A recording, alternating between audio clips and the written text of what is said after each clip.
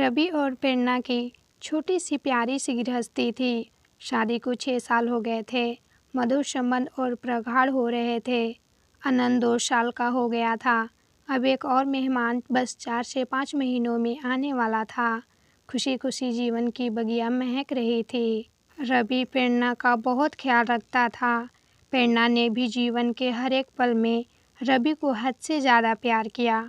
शादी के 5 साल बाद भी यूँ लगता कि जैसे अब भी दोनों प्यार में हैं और जल्द से जल्द एक दूसरे के जीवन साथी बनना चाहते हों। रिश्तेदारों और करीबी दोस्तों के अलावा शायद ही कोई समझ पाता था कि दोनों पति पत्नी हैं।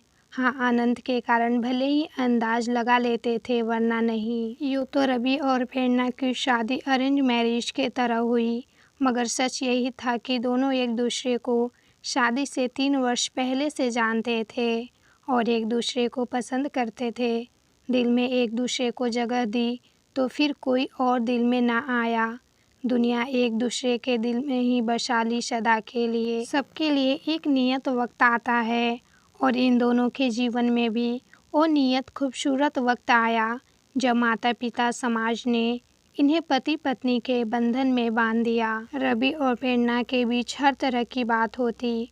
अमूमन पति पत्नी बनने के बाद ज़्यादातर जोड़ों के बीच बहुत सारी बातें खत्म हो जाती हैं, मसलन राजनीति, खेलकूद, देश दुनिया, साइंस, करियर, हंसी मजाक आदि आदि। पर इनके बीच सब कुछ पहले जैसा था।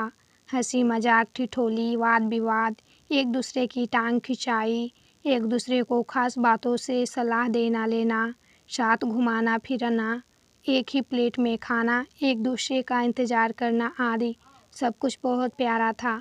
रवि और प्रेरणा के बीच ऐसा नहीं कि रवि और प्रेरणा के झगड़े ना होते हों, होते थे, मगर वैसे ही जैसे दोस्त लड़ते झगड़ते मुंह फुलाते और आखिरी में वही होता, चलो छोड़ो ना यार, जाने दो, सॉरी बाबा, माफ़ कर दो ना, गलती हो गई, और दोनों एक दूसरे को गले लगा लेते। सब कुछ अच्छा चल रहा था, कहीं कोई कमी ना थी। जीवन बगिया प्यार से सराबोर थी। फिर भी जाने क्यों कभी कभी प्रेरणा उदास हो जाती, पर अगले ही क्षण अपनी उदासी झटक कर मुस्कुरा देती। रवि कभी शायद ही उसके उदास पल देख पाता और कभी दिख भी जाता तो प्रेरणा कहती, कुछ नहीं, यूं ही। अनंत के साथ दोनों के जीवन और निरंतर करियर की प्रगति से दोनों इतने खुश थे कि कई लोगों के मन में ईर्ष्या भी पैदा हो जाती। हालांकि रवि और प्रेरणा के बीच भी कई सारे अंतर थे, जो किसी भी युगल में होना स्वाभाविक है, क्योंकि 2 अलग अलग परिवार, परिवेश और अलग शहर के लोग एक हो भी नहीं सकते। परंतु दोनों ने एक दूसरे के साथ बड़ी सहजता से हर तरह का तारतम्य बिठा लिया था। प्रेम चीज़ ही ऐसी है जो स्व का त्याग कर दूसरे को खुश रखने की कला सिखा देती है। मगर इन सब बातों के बीच एक ऐसी बात थी, एक ऐसी आदत थी रवि की, जो प्रेरणा कभी भी दिल से एक्सेप्ट नहीं कर सकी। हालांकि उसने कोशिश बहुत की। उसने कई बार रवि से कहा भी, बहुत मिन्नतें भी की कि प्लीज़ इस आदत को छोड़ दो। ये हमारी प्यारी गृहस्थी, हमारे रिश्ते, हमारे अगाध प्यार के बीच एक दाग है। कहते कहते तो अब 6 साल बीतने को थे। रवि ने जाने उस आदत को खुद त्यागना ना चाहा या उससे हुआ नहीं, ये पता नहीं। जबकि कहते हैं कि दुनिया में ज़िंदगी और मौत के अलावा बाकी सब कुछ संभव है। खैर, वक्त बीतता रहा। प्रेरणा ने अपने मन को ही समझा लिए। उसको याद आता है कि सभी बड़े बुजुर्ग और बुद्धिजीवी लोगों का कहना है कि इस संसार में ऐसा कोई नहीं जिसको जीवन की संपूर्ण खुशियाँ मिल जाए। महान पार्श्व गायिका लता जी के गीत सुन मन को बहला लेती। हर किसी को मुकम्मल जहाँ नहीं मिलता, कभी ज़मीं तो कभी आसमां नहीं मिलता। वो सोचती, कोई बात नहीं, दुनिया में तो लोगों को ना जाने कितने गम हैं। मैं तो संसार की खुशकिस्मत लड़की हूँ जो रवि जैसा जीवन साथी है मेरा। यही सोच मन में उठती एक हल्की सी कसक को खुद अपने ही विचारों से रगड़ कर मिटा देती। मधुर पल और मधुर हो गए थे। नन्हे मेहमान के आगमन में बस 2 महीने की देरी थी। रवि जल्दी घर आता, प्रेरणा को बहुत बहुत प्यार देता। अनंत भी खुश था क्योंकि उसको बताया गया कि मम्मी तुम्हारे लिए जल्दी ही एक बहुत ही सुंदर गुड्डा या गुड़िया लेने जाएंगी, जो तुम्हारे साथ खेलेगा भी, दौड़ेगा भी और बातें भी करेगा। अनंत को गोद में लिए रवि प्रेरणा के साथ बैठ घंटों दुनिया जहान की बातें करता।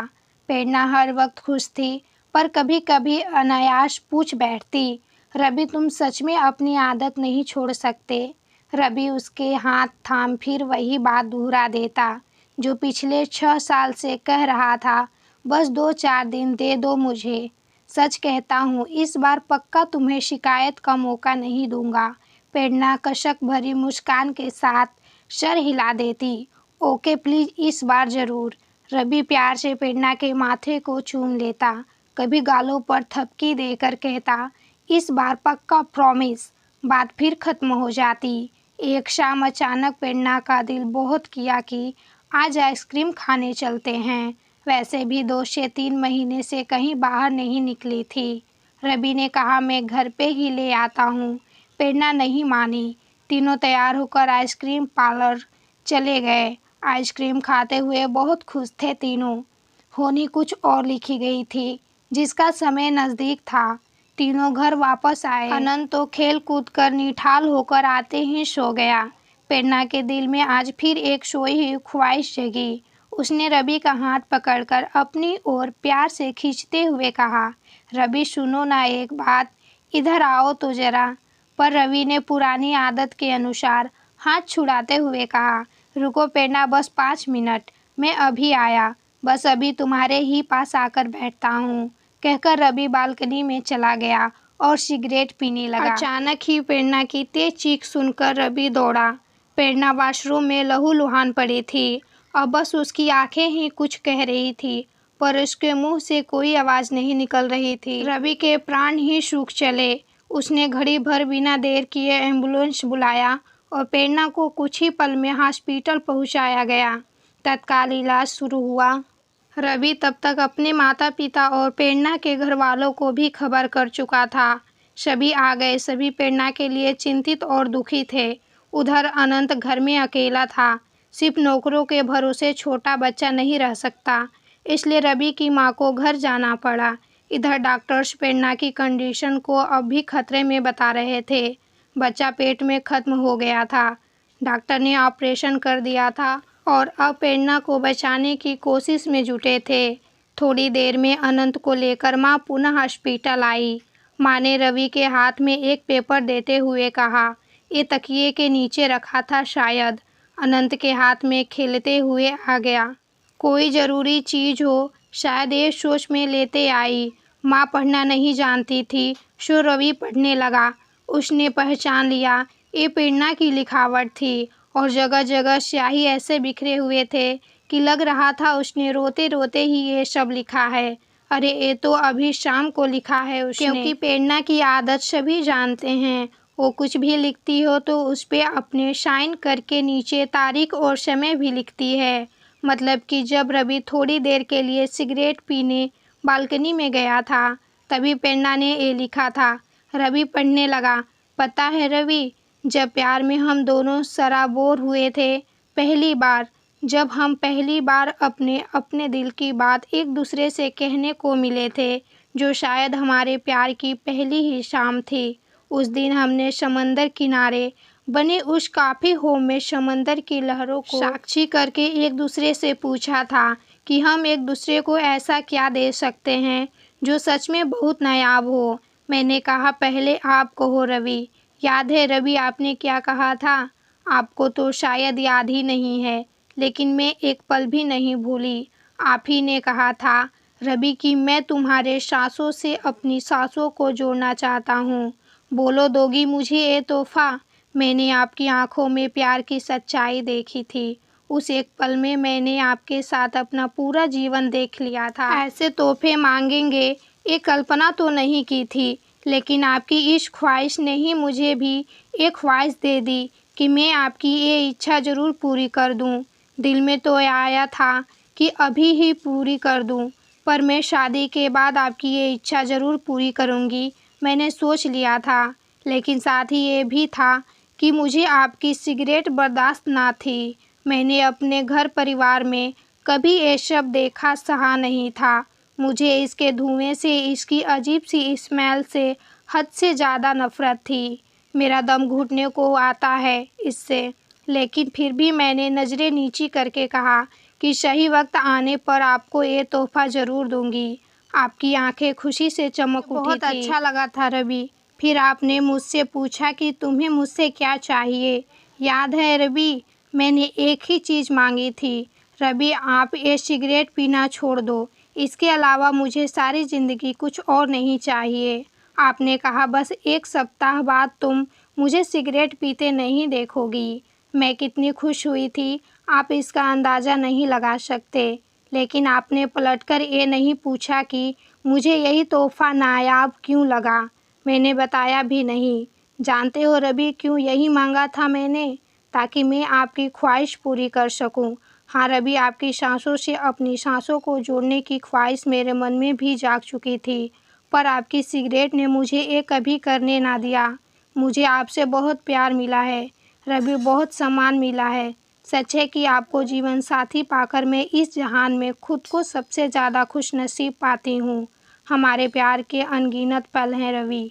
हमारी एक दूसरे से नज़दीकियाँ तो शरीर और आत्मा की तरह हैं, पर बेहद अजीब है ना कि इतने करीब होकर भी वो पल नहीं आ पाया कि मेरा वादा और मेरी एक छोटी सी ख्वाहिश पूरी हो सके। शादी के बाद इन 6 सालों में आपने मेरे लिए बहुत कुछ किया, पर अफ़सोस मेरी एक छोटी सी ख्वाहिश आज भी अधूरी है। कितनी बार मैंने चाहा, मगर हर बार जब भी आपकी सांसों के हमकदम बनना चाहा, हर बार वही सिगरेट की अजीब सी गंध ने मुझे मुंह फेर लेने पे मजबूर किया। लेकिन आपने कभी समझने की कोशिश नहीं की। क्या कोई यकीन कर सकता है रवि कि पति पत्नी होकर, एक बच्चे के माता पिता होकर भी हम एक दूसरे के होठों के स्पर्श को नहीं जानते? लोग हंसेंगे कि ये क्या बकवास है। भला ये 6 साल के दाम्पत्य जीवन में ऐसा पल ना आया हो। मैं कैसे कहूँ कि ये हमारे अटूट बंधन, गहरे प्रेम के बीच एक दाग की तरह है, मगर सच है। आप नहीं समझोगे रवि, लेकिन मैं अब समझ गई हूँ। आप मुझे भी शायद छोड़ सकते हो, लेकिन सिगरेट को नहीं, कभी नहीं। मैं फिर आज इसलिए लिख रही हूँ रवि, क्योंकि आज हद से ज़्यादा दिल मचल गया था और लगा था कि आपने आज तो बहुत देर से सिगरेट नहीं पी है। शायद आज एक बार ही सही मेरी ख्वाहिश पूरी हो जाएगी। लेकिन आज भी आप हाथ छुड़ाकर सिगरेट उठाकर चल दिए। मैं रोना चाहती हूँ, चीख कर, पर नहीं रो सकती। शायद हमारे अगाध प्रेम में ये शोभनीय नहीं होगा। मैं बांटना चाहती हूँ अपना ये दर्द, मगर क्या ये किसी से कहना उचित लगेगा? बेहद अपमानित महसूस करने लगी हूँ आपकी सिगरेट के सामने अपने आप को। कोई तरीका नहीं है मेरे पास अपनी इस अधूरी ख्वाहिश का दर्द बांटने के लिए, सिवाय इसके कि पन्ने पे उतरकर दिल हल्का कर लूँ। जबकि जानती हूँ पहले की ही तरह कुछ देर बाद इसको भी फाड़ कर फेंक दूँगी। पर कोई बात नहीं, दिल तो हल्का हो जाता है। I love you Ravi. पढ़ते पढ़ते रवि बेहिसाब आंसुओं में डूब गया। उसे आज एहसास हुआ उसके सिगरेट के लत के कारण क्या से क्या हो गया। उसके मन में सारे घटनाक्रम प्रत्यक्ष हो उठे। रवि के सिगरेट लेकर चले जाने के कारण प्रेरणा को आज बहुत ज़्यादा बुरा लगा। उसकी आंखों से आंसू छलक आए। उसने पेपर पेन उठाया और अपने मन की सारी बात उस कागज़ पे उड़ेलकर अपने मन को हल्का कर लिया। जब तक रवि सिगरेट खत्म करके कमरे में वापस आने वाला था, प्रेरणा का चेहरा आंसुओं से भीग गया था। वो उठकर मुंह हाथ धोने चली गई।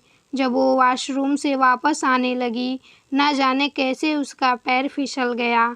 ये उसकी संतप्त मन की दशा थी, या महज प्रेगनेंसी के कारण उसको चक्कर आया होगा, या कि उसकी जीवन की इतनी ही अवधि तय थी।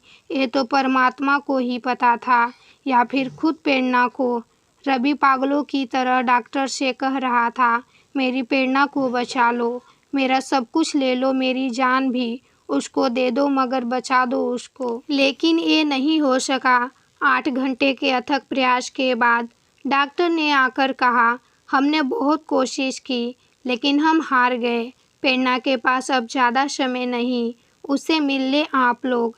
रवि बदहवास प्रेरणा के पास पहुंचा। प्रेरणा की आंखें शून्यता से भरी थी। रवि ने उसका हाथ थामा और पागलों की तरह कहने लगा, प्रेरणा मुझे छोड़कर मत जाओ, मत जाओ प्रेरणा, मैं तुम्हारी हर बात मानूंगा। आज से, अभी से, अब नहीं टालूंगा, एक सेकेंड भी नहीं। बस मत जाओ, मत जाओ मुझे छोड़कर। प्रेरणा की आंखें रवि के चेहरे पे टिक गई। वो बहुत मुश्किल से जरा सा मुस्कुराई और अपने होठों पे एक मासूम सी ख्वाहिश सजाए हमेशा के लिए खामोश हो गई। कहानी कैसी लगी कमेंट में ज़रूर बताएं। अच्छी लगी तो वीडियो को लाइक और चैनल को सब्सक्राइब करें।